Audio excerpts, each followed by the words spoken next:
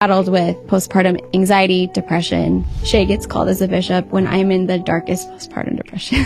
It was after COVID had started to ease up and we started to go back to church. I had just had my baby, so it was a perfect excuse to not go. I was mad at the church. I felt like I didn't want to be there because Shay, had to go serve everybody else but me when I was in such a dire need. And it was painful. I felt really kind of a slap to the face from Heavenly Father. I was like, why would you do that? And Shay would kind of encourage me to start coming back. And I was like, I have no desire to come back. I don't feel the spirit there. My kids are little, it's Cheerios on the floor and tantrums.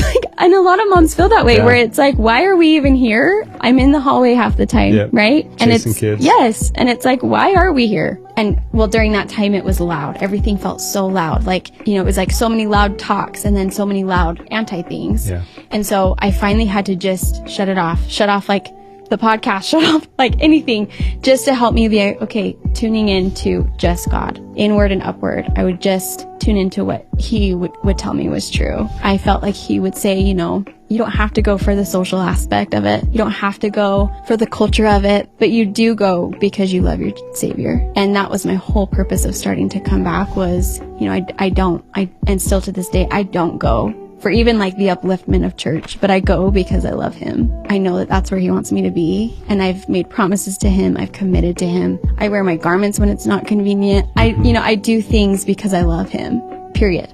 I think continuing to show up is the difference, and just trusting that even though you don't feel anything, there's a reason why you're there. And maybe it's not for you. For a while, when I started to go back, it was for the foundation of my kids. They're being taught to be kind, to be loving, to help each other, to share. They're being taught amazing things at church. Yeah. I feel like if you can focus on that, just be even if we're here just for the foundation that they get to hear, I'm a child of God, for 3 seconds of their time, just they'll pick up on the tiniest little things. So if you can say okay, church was in the hallway. Okay, then go look at the pictures and talk about Jesus in the hallway. Yeah. So I think, and I read some post that was beautiful a few years ago about how Christ walks the hallways. And I think it's so true. So many times we're bouncing babies, and I've found spiritual moments happen in the hallways and in the mother's lounge.